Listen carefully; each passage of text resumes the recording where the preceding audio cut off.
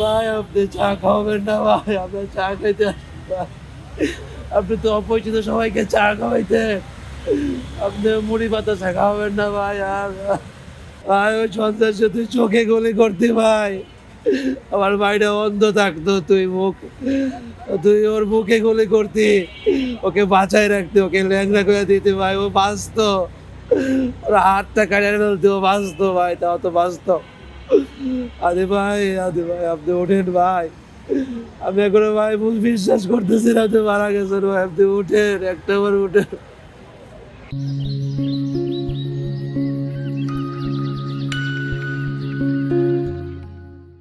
হাদি ভাই বলে গেছে আমি হাদি, ওসমান হাদি, আমাকে গুলি করা, আমাকে মেরে ফেলা না কোন আমি ওসমান হাদি থামবো না। তার মানে কতটা সাহসীবান একজন ছেলে ছিল উনি, যা উনি মারা যাওয়ার পর অনেক মানুষ বুঝতেছে। গ্রামগঞ্জে অনেক মানুষ আছে ওনার নামটা ভালোভাবে জানেও না, কিন্তু উনি মারা যাওয়ার পরে হাদির কদরটা অনেকে বুঝতে পারছে, টের পাচ্ছে। আদৌ বিগত 50-100 বছরে ওসমান হাদি এরকম আসবে কিনা তার কোনো ওইভাবে আমি কিছু বলতে পারতেছি না। উনি গুলি খাওয়ার আরো প্রায় 1 সপ্তাহ 10 দিন আগে আমি একটা রোড দিয়ে যাচ্ছিলাম, মানে আমার মনে পড়তেছে না আর কি, ওইখানে যাচ্ছিলাম। যাওয়ার পরে দেখি ওসমান হাদি ভাই নির্বাচনী প্রচারণা করতেছে। করার পরে আমি দূর থেকে ডাক দিয়েছি হাদি ভাই, মানে দূর থেকে ডাক দিয়েছি, উনি হাসতেছে।